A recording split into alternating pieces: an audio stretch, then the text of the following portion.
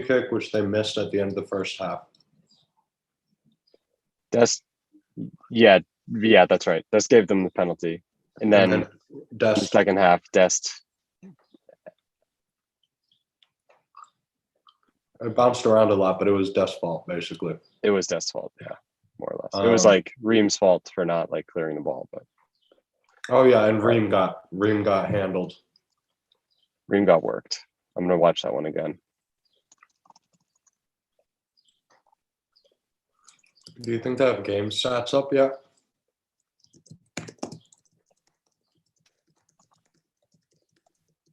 Game stat? Game recap stuff. Here, it's on MLS Soccer already. Ah, yeah, there you go.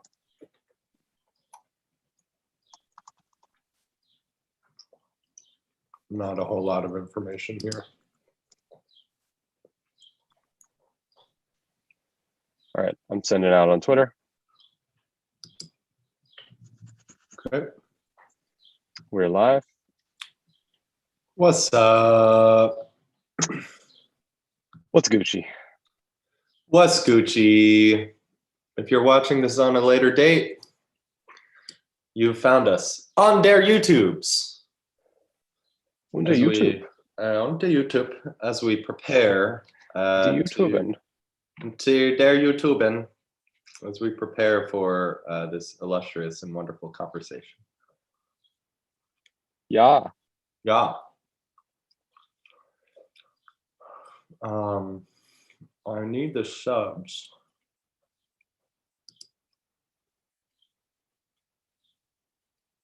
Okay.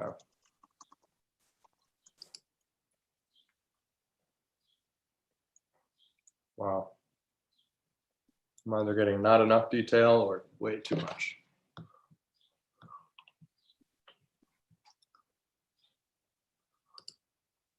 There we go. Key event. Okay. That's good.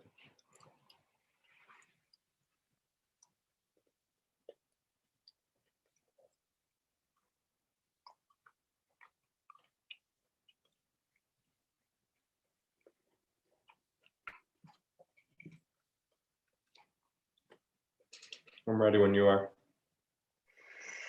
I'm ready as well. So I got my ego. Let's go with my ego. Starting at 421, I will line up the audio in some other way. Sounds starting good. At 421 in 5, 4, 3, 2. Well, hello, folks, and welcome to We the Peeps. This is the American Soccer Podcast in which you are going to get to know everything that you need to know about the USMNT. I am Clayton, and I am an artist. I'm Ty. I'm an entrepreneur, and I'm in a car today. Oh, yeah, he is. What a car it is. No better day for a car pod than today. Car pod. Let's go, US Swiss. Insert here. And insert. Folks, the game was USA versus Switzerland. It was a friendly, and it looked pretty friendly. The game would end 2-1 in favor of the Swiss, unfortunately. But there are many things to discuss along the way, which is what we're here to do, as well as to prepare for US in the quarterfinals versus Honduras in the Nations League Cup. We're down to the final 4 of all the nations, of all the relevant nations. We're down to a random final 4 nations. Folks, before we get into all of these wonderful things, machinations, etc., 3 goals to talk about. Please remember. Machinations League. In the Machinations League, please remember that we are currently streaming live on YouTube, which you'll be aware right of. Now. We are right now doing that. You'll be aware of that if you follow us on Twitter at WTP Pod. You'll know when we go live, and you will also have access to our thoughts on the Twitter in general. So please do that. Hang out with us there. Remember as well, folks, that we are in development for Patreon-only content, which is very exciting. And now is your time to get in. On the ground floor, that costs $5 to become a ratified peep. That's 5 million Jurgen bucks if you've got them saved up in your pigular banks. please bring them on out. And the Jurgen Buck is very strong right now. The Jurgen Buck is a great opportunity. The Jurgen Buck is just fine right Buy now. the dip. It's not too late. It is a bubble, but it's not too late on the Jurgen Bucks. Folks, that is all from us. Oh, 5 stars on iTunes, please. And with that, that is the end of Houser Keeping.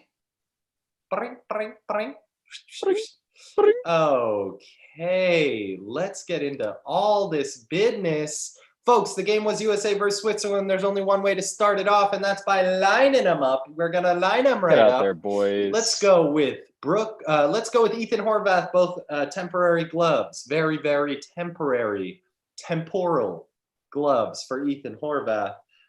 Just warming them up for the Steph. Center backs, we're going to have John Brooks and Mark McKenzie. Welcome into the big leagues, baby boy. Not his first cap, but it feels like the beginning of something special. Indeed. On the left, we've got Serginho Destino. You know him, you love him. The Flim Flams for days. Homie.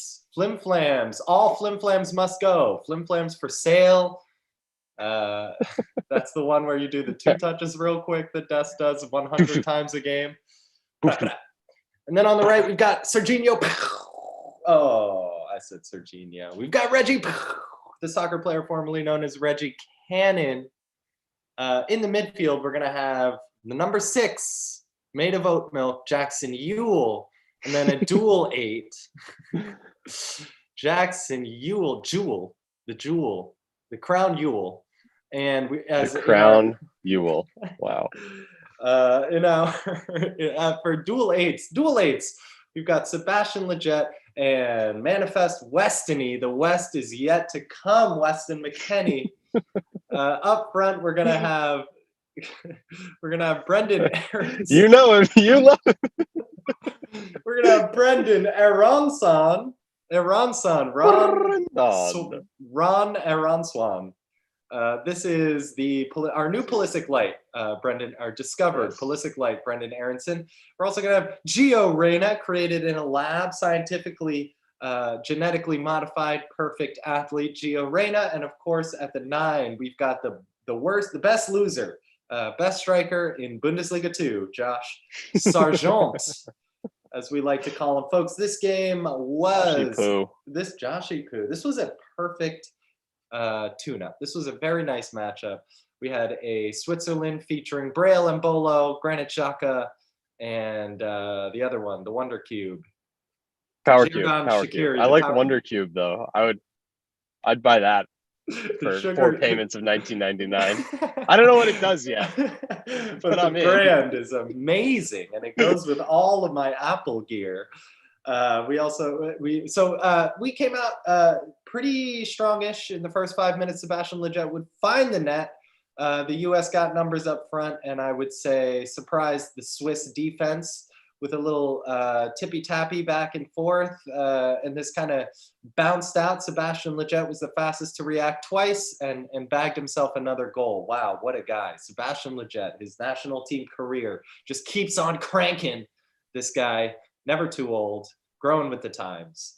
Folks, Switzerland would find their way back into this match due to a pretty lucky deflection off of Reggie's heel. This goal would go in past Horvath. Probably wasn't the greatest shot, but the deflection made it unsavable. It became a freaking laser. It looked awesome on TV the first time, and then you saw that it was actually a deflection. So the rest of this first half would tick itself away. A lot of U.S. possession here.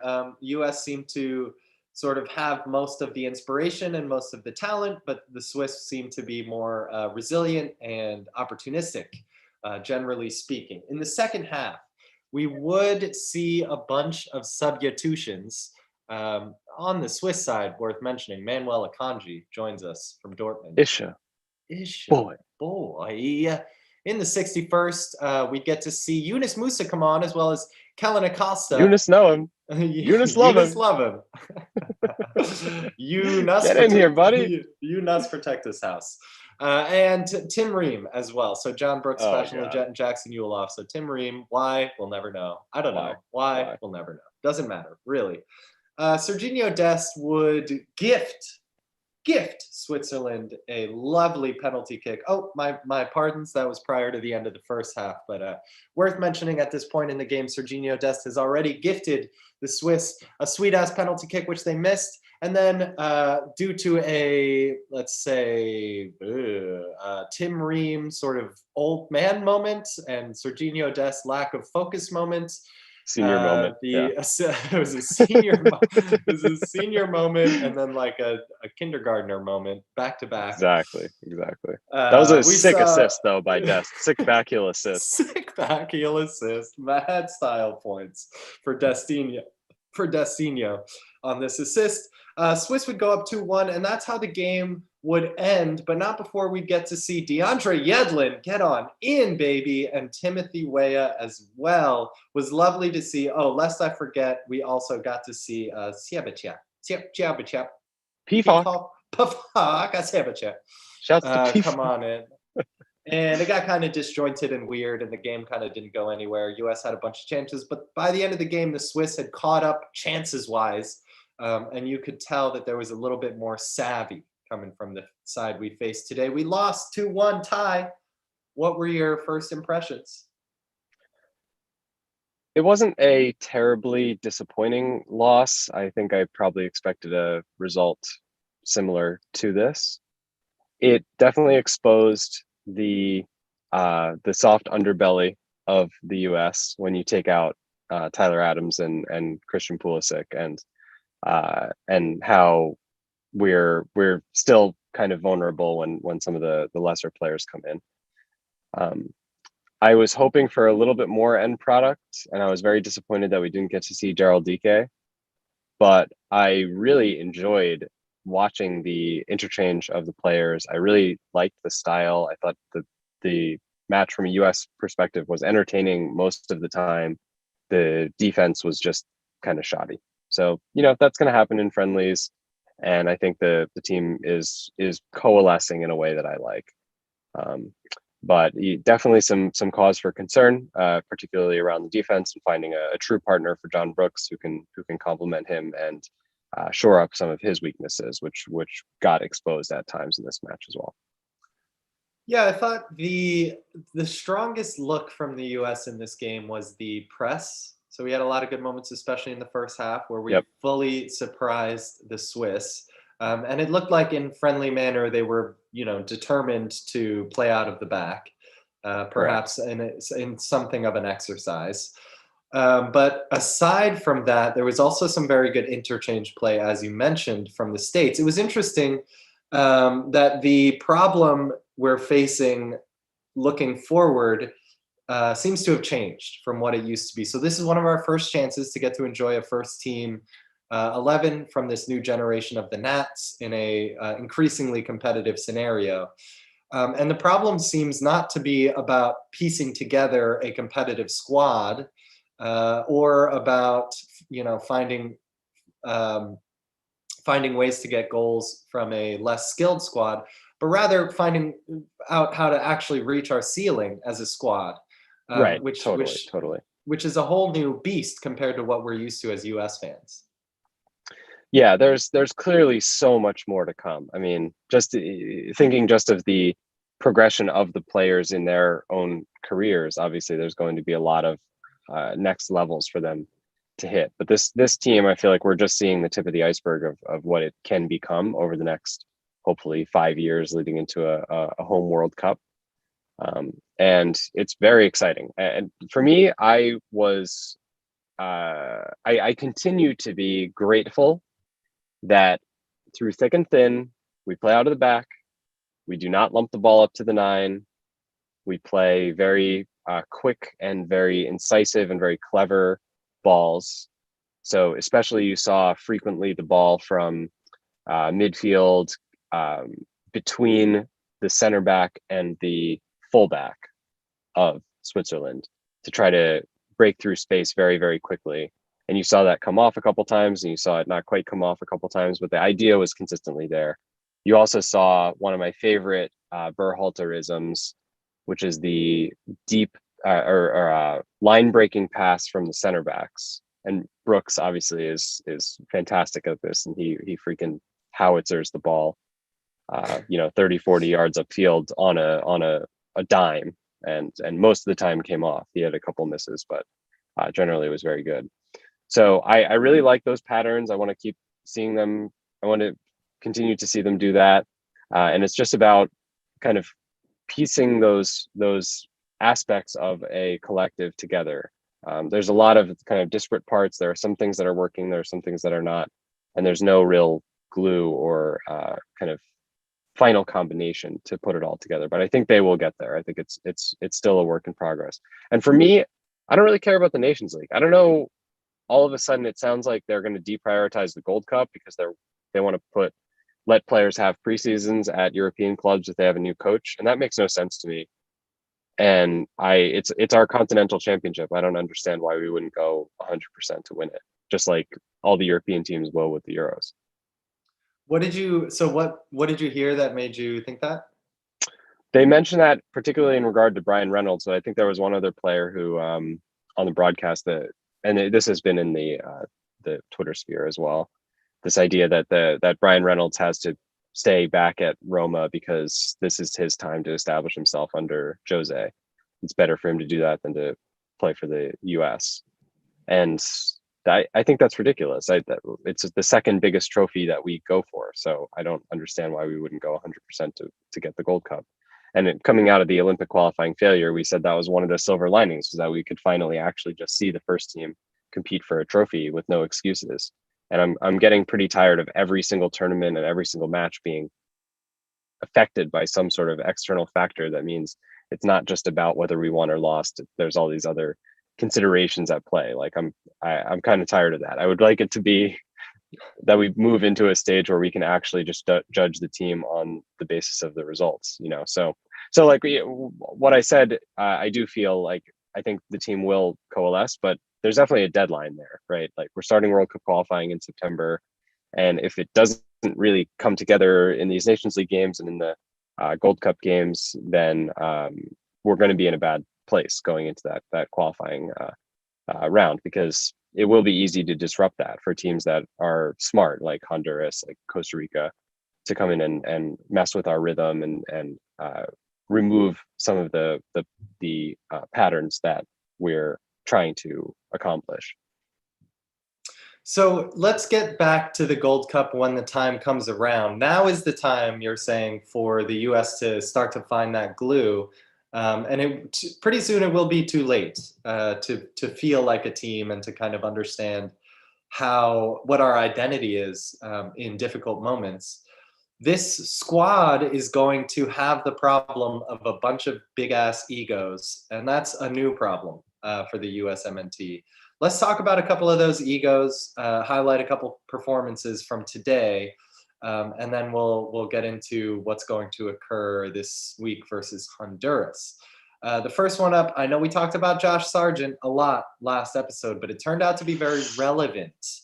Ty, what did you learn about Josh Sargent, where he stands as an individual and where he stands as a piece on this team from today's performance? Well, to me, he looked exactly like the player who I've seen all year at Werder Bremen. There's a handful of decent chances that come his way. He kind of, maybe puts a shot or two off frame, but doesn't find a way. He doesn't make something out of nothing. He can't change the game by himself. And the knock on him, or the excuse at Werder Bremen, is that he doesn't have a supporting cast. But in this match, he had a very good supporting cast that was creating chances and was zipping the ball around. And so it was the perfect opportunity for a 9 to come in and do their thing. And he didn't. So for me, it's very distressing that our top 2 strikers apparently are Sibachu, who we've barely seen, and Sargent, who I don't feel like is anywhere close to what we thought he would be, and hasn't been for some time. And it's hard to say, just because of it is hard to say. He seems to lack that fox in the box Chicharito sense. Like there were a couple Gio Reyna passes in, and we'll talk about Gio Reyna's shitty attitude in a second, but he had a couple passes in that he was upset at Sargent for not sort of smelling the space. Sure. Not making the run. Yeah. I'm wondering if that's more of a problem than we thought it was. Like because at Werder Bremen we just assume he probably is finding the space, but maybe he's not. Right, exactly. So I think that that thesis is this is counter evidence to that thesis that Sargent is actually good. It was just Werder Bremen this whole time. So, and for me, I mean, I was really surprised not to see DK. Do you know, was there an injury there, or is I this don't just know. evidence that there's beef? Because it seems like there's beef. It seems like there's beef. Maybe not quite beef, but a tactical expectation of some kind. I don't know. We'll see. I could see. Let's pretend for a second we're in Berhalter's shoes. There's a lot of egos. He's realizing that the way that you introduce someone to their sort of lifelong spot, such as arena, is very important. And I wonder if he is a little hesitant to don someone so fresh with give them so much confidence, a sense of like, or confidence is good, but to give DK, it might be too soon. Berhalter might think it's too soon to give DK the reins, for some personality. But Sibachu can come right in. We don't even know what the guy's name is at this point. Yeah. Straight in. Well, we don't know. We don't know what we don't know. Yeah, we don't know what we don't know. Fair enough. But it is also surprising to me, I think correct, but surprising that he has abandoned both Altidore and Zardes on this roster and gone with, essentially what he said is that those three are his top three. That's why they're the ones in the camp. And then Sibachu and Sargent are the ones who are going to play Nations League. That shocks me, frankly. So, and to me, I feel like we've seen a different Berhalter post-COVID than pre-COVID. What's the difference? I think he was more attached to his existing relationships and his existing knowledge. So, like you remember that team with Nick Lima and Zardes and Daniel freaking Lovitz at that Gold Cup 2 years ago, pre-COVID, where we were all like, "Dear God, can the United States of America not find a better left back than Daniel Lovitz?" And then apparently he was our super sub when we were down a goal to Mexico in a fucking final. So then that was fireable in my opinion. Like, that was ridiculous. But I don't see him falling back on those same familiarities anymore, which is good. So maybe this process has led him to look deeper into the pool and to absorb how much higher of a level these guys are at. How good would Sibachu be, how good would he be if he was in MLS? I think he'd be pretty damn good, given some of the other comps that have folks that have come out of those like second tier European leagues. So I think it's the correct move, but I'm surprised. Like, I'm kind of surprised that Berhalter abandoned the way that he set out originally and is doing things in a more kind of pragmatic and reasonable way, in my opinion. And I'm satisfied with the job he's doing at the moment. Right. I'm satisfied with that as well. The phenomenon, the Berhalter phenomenon you just described is a good one. It is, however, we are like, is this, it does feel still like we're missing a 9 somehow in the player pool. We're definitely missing a 9. I mean, it might be, it could just be Sargent, but it could also just be tactically that the team is like overemphasizing the slickness of play, kind of Arsenalitis. There is a little bit of Arsenalitis in the past right now. Yeah.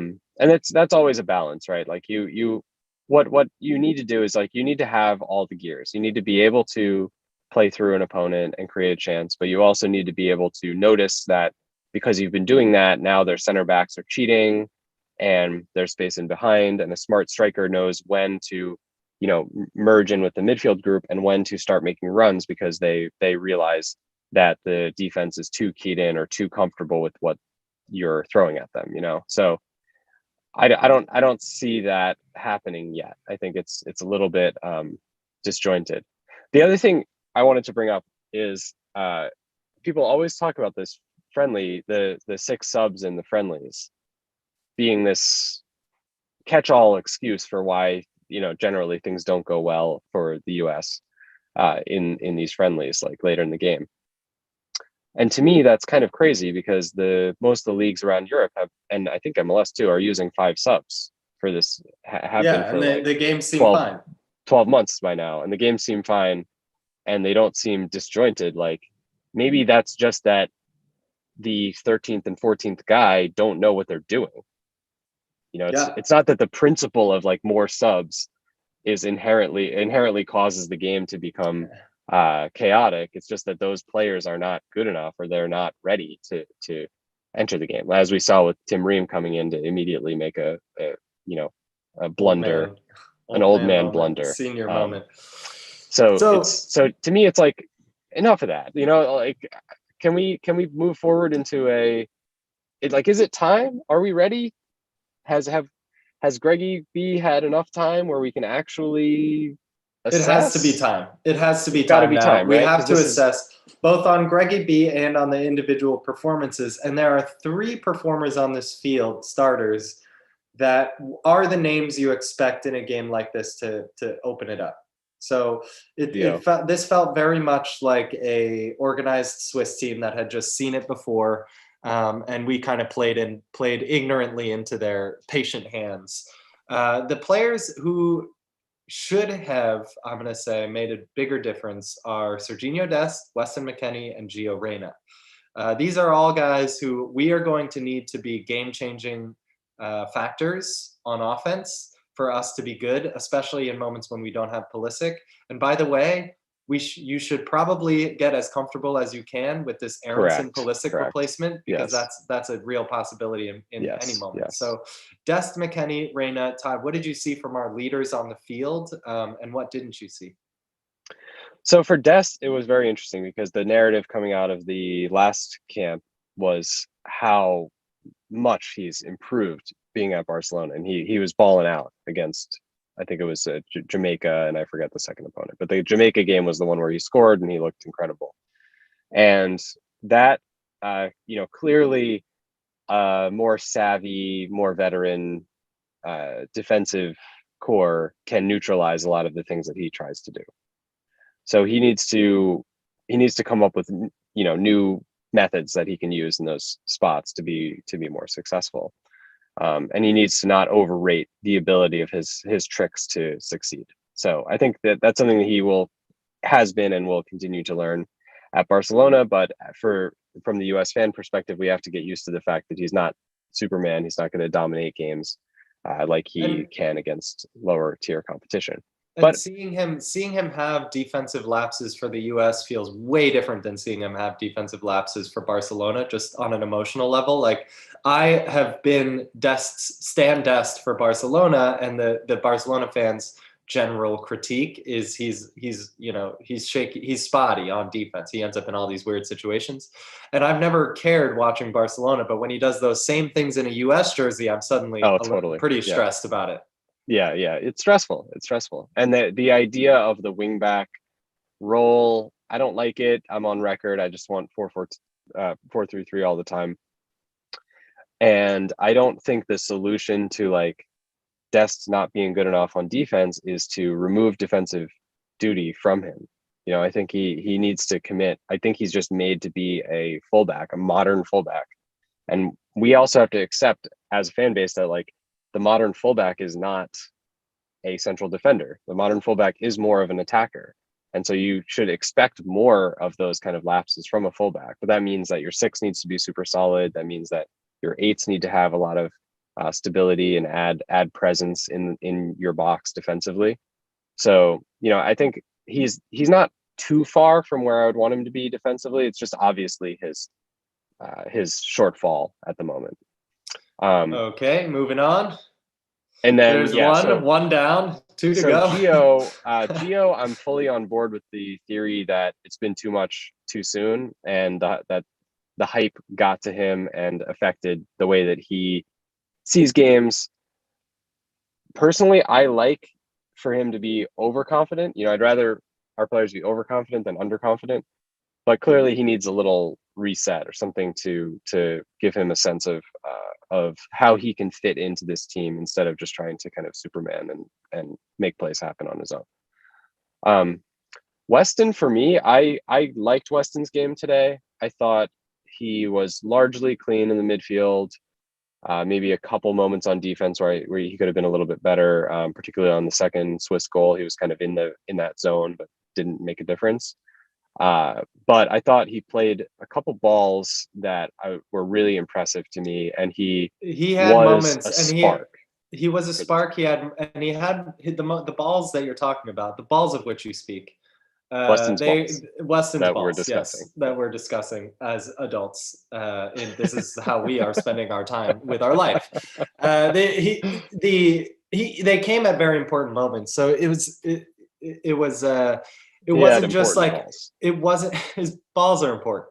It wasn't just that he had a couple through balls, like packing stat through balls. It was that he had them in the 70th, in the 75th. You know, when we were down one. So I think if we got, I hear you. Yeah, I'm with you that his of the three was the least noticeable game. Reyna started to look like a little bit more like a leader for about 20 minutes before he came off the field. But generally speaking, I think Weston quietly had the best game of the three of them, actually. Yeah, one thing that impressed me yesterday in the Champions League final after the match was Pulisic was interviewed. Buried the lead. We did bury the Folks. lead. Welcome back to this USMNT podcast, in which we're going to talk about how Christian Pulisic won the fucking Champions League last night. Indeed. And after the match, he was interviewed, and he had a golden chance that he couldn't quite put away to put Chelsea 2-0 up on Man City. And when he was talking about that chance, he was saying, well, you know, I wish I had scored, obviously, but we won, so like I don't really care. And I totally believed him. I totally believed that he actually didn't care. And that's the kind of thing that I don't think Gio would say or feel. I don't think Gio would be is the kind of guy right now where he would get be, that. Yeah, he would feel successful if the team was successful without him, right, or if right. he had made a mistake but the team still won or put away a goal or whatever the case may be. So right. that's a level of maturity that the rest of the players are going to need to have as well. All players, so I'm with you that he doesn't have that. You do have to raise Gio in a different way. Your end goal with Gio is not it's not like, how do I phrase this? So your end goal with Gio is Zlatan. It is not legit. It's not like I hear you. So you're looking for an alpha. You want him to be an alpha, and there's good there. And the way that you get the best out of a player like Gio is not by teaching him that he needs to depend on his team to win, but by teaching him that he needs to get the best out of his team. Correct. In order to win. So when you see like the Michael Jordans and the Zlatans of the world, they obviously think they're the reason they won. They are obviously upset if they didn't score the winning goal. However, they understand that the difference. Michael Jordan understands that the champions understand that it's not just about them being the greatest player in the world. It's about them managing to get all these other fucking scrubs they're surrounded by to do the right thing as well.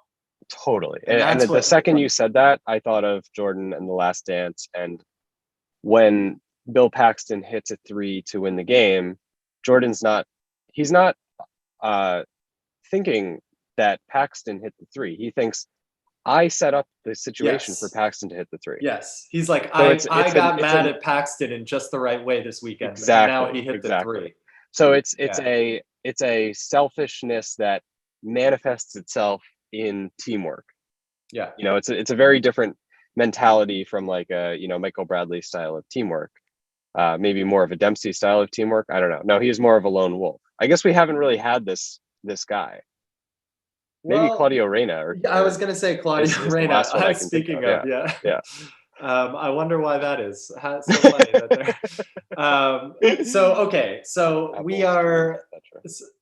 that we are hoping for the best for Gio Reyna's attitude. And by the way, Erling Haaland is exactly what we are hoping for Gio Reyna to develop.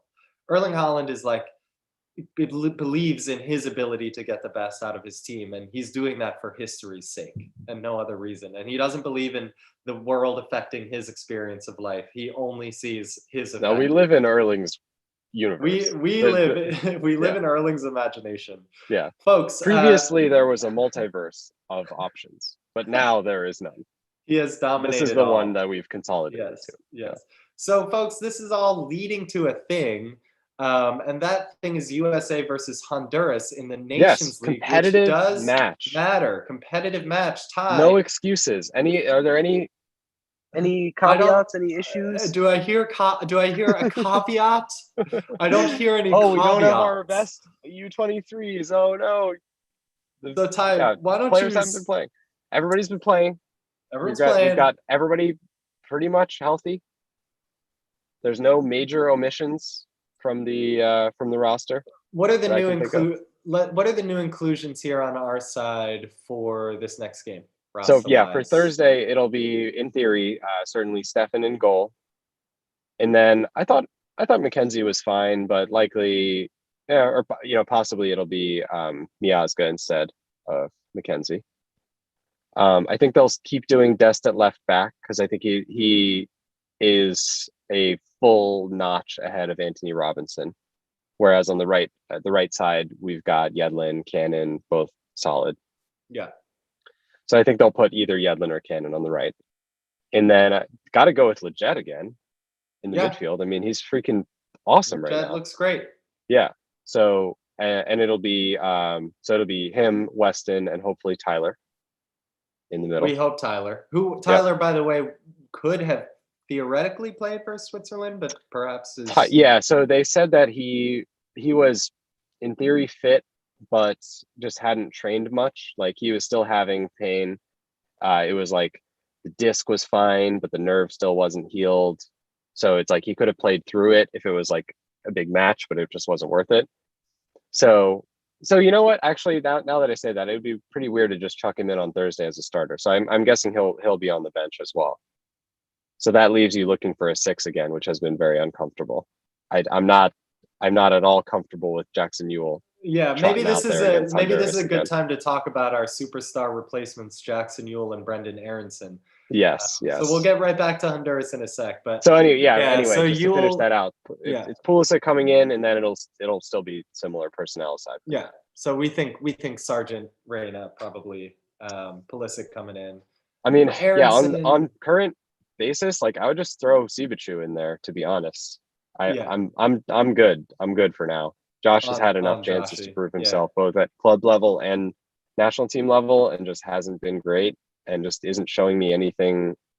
I mean, he shows me a lot of like clever movement and a lot of ideas, but that's not what you're looking for from a striker. So I'm good. He's showing us great losing.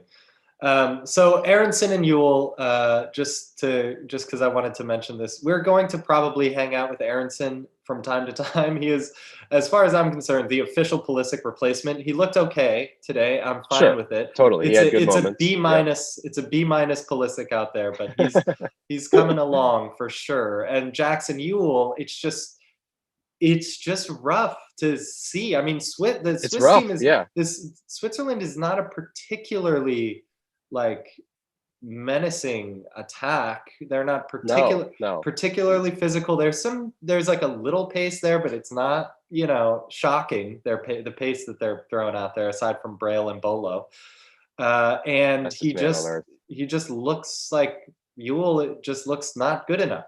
And if you're right that Tyler Adams is on the edge of fitness and it would be unsafe to start him at the 6, we're talking about Ewell for a competitive match this week. Yes. How do you feel about that? That's terrifying. So the other options would be Ewell, by the way, who lost to Honduras in the under-23 tournament. Exactly, yeah. This is where I feel like Chris Richards would really be able to help, because I think he could play a great, or Eric Palmer Brown would be a fantastic EPB would be fantastic. Didn't pick him up. So we're left pretty thin there. I mean, Kellen Acosta has left a lot to be desired in the last 2 matches. He was pretty good in the first one, and then the Northern Ireland one, he was horrible. And so inconsistent at best. And Ewell just has never looked up to the international level. So it leaves you thinking, well, maybe it's Weston, but then you think, well, as soon as Weston moved away from the 6 for at club level, he looked incredible. He looked much better as a right midfielder or as a hybrid, 10 striker at times than he ever did it as a 6 for Juve. So it's dicey. Maybe you throw a center back in there, you put Mark McKenzie or something. Yeah, there's so many things that I would do. A lot of Other things that than I would play do. Yule. Yeah, exactly. Yeah, it's a I'd good be way to put happy. it. I'd be happy with it. Yeah, I would double pivot McKennie and Musa. Fuck it.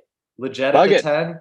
Fuck it. Yeah, that I could see that too. Yeah, I think what they'll probably do is just go with Ewell and like try to protect him, but like that sucks too. The 6 is supposed to be the anchor that protects everybody else, and you just feel like this guy needs help to defend. Yeah. So it's tough, right, to prepare people for this Honduras game, because on the one hand, there's those of us out there who still think the U.S. sucks because we didn't qualify for the World Cup, and that the U.S. men are not worth watching and they have no idea what's going on. And to them, I say, tune the fuck in, because this is going to be really different than what you think it's going to be. But then there's all those intermediate fans, which is most of you you. might be correct on some things. Yeah. There's all those intermediate fans who are like, this is going to be sick. Like, we're going to shred Honduras finally. And to you, I say, hold your horses, because No, we're not going to shred I Honduras. do not feel confident. I'm not going into this with a ton of confidence. I'm going into the future of this team in general with cautiously optimistic for sure. But what this game that is occurring this week, I am concerned about. I think we're going to shred Honduras in 4 years. Like if we play them in 4 years, they're going to get their asses whooped. But Thursday? But Thursday though? I don't know. You said you want to play on Thursday? I feel there's a 2-1 squeaker coming, like a early US goal and then stagnant, and then a late Honduras response, and then a late US winner. How hot do you think Pulisic is coming into this? How hot? I mean, in what sense? Because don't you feel he's going to be tired? Maybe because he's been on the bench, he's not as tired. I think he is not physically tired. I think he's been rearing to go. He just won the Champions League fucking final. He did just lift the Champions League, so hopefully he brings the heat against Honduras. Yeah, I think he's coming in here with Real Madrid energy. He's like, let's fucking go, son. He just beat Pep. He just beat Pep. So yeah, it's either what I said or it's like a Pulisic double hat trick. We just double hat trick. It's not the fastest hat trick, but it is the fastest most. 2 hat tricks, for sure. If he doesn't score 2 hat tricks, it'll be disappointing. Let's do a hopes and fears for USA versus Honduras. We got some hopes and fears. I have a distinct hope, which is I hope that the US dominates the whole match. So I don't want to see a period where it looks like Honduras is the better team. Because Honduras is not the better team. And this always happens to us. It always happens. That's it. Results, 2-1 or a double hat trick. I don't care. I just want to see the US look better. Look better, start to finish. Don't turn off ever. Don't switch off. Okay. I want to see a proactive substitution. I hope for a proactive substitution from Greg Berhalter. I'm not going to say like that is based on the state of the game. Based on game state. Yes. Like indeed. In response to something that we need. So 60th minute. I love this. You ever think about that? That's crazy. Crazy. That's fucking crazy. You could take that idea, Alexi Lawless, to NBC or wherever you work. It's all yours. By the way, we haven't talked on this air about Clint Dempsey agreeing to do broadcasting. Totally. But where was he? Is he going to be on Thursday?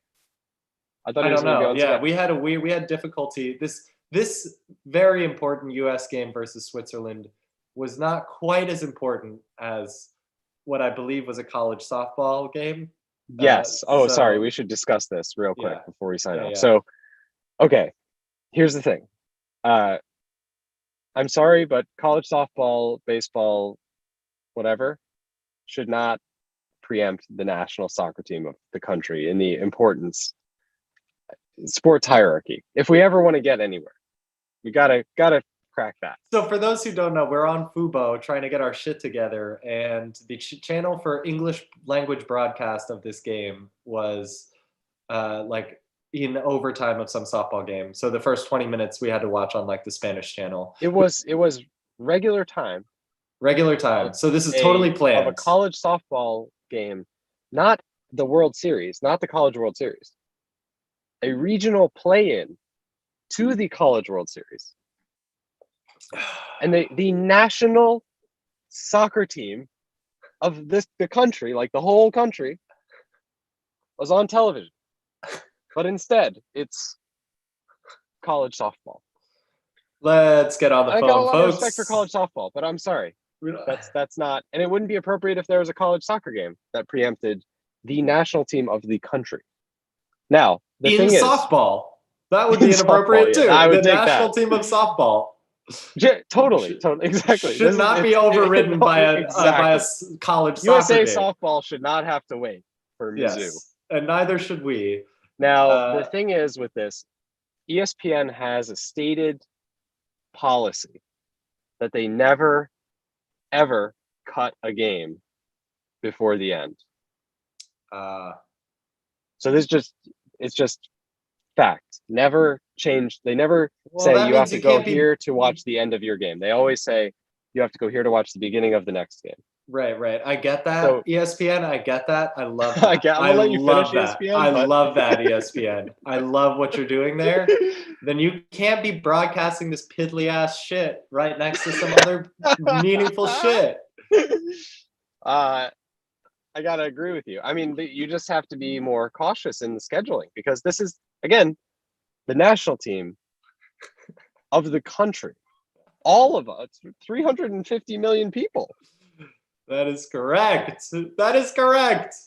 And it's the world's game, guys. So People care about really, this game. This stuff, it's tough because you can't, like, they wouldn't have made that decision if it was an NBA Finals game, right? They would put college softball on ESPN2 or something because they'd be like, oh, just in case it goes long, we don't want to miss the beginning of the NBA Finals, and so obviously there's a level that the U.S. national team needs to get in the sporting conscience of the country so that we get that kind of respect. But it's also true that the broadcast partners can step up and help cause that to happen, Yeah. And ESPN has been a friend to the game here and has put a lot of resources in and has broadcast a lot of matches.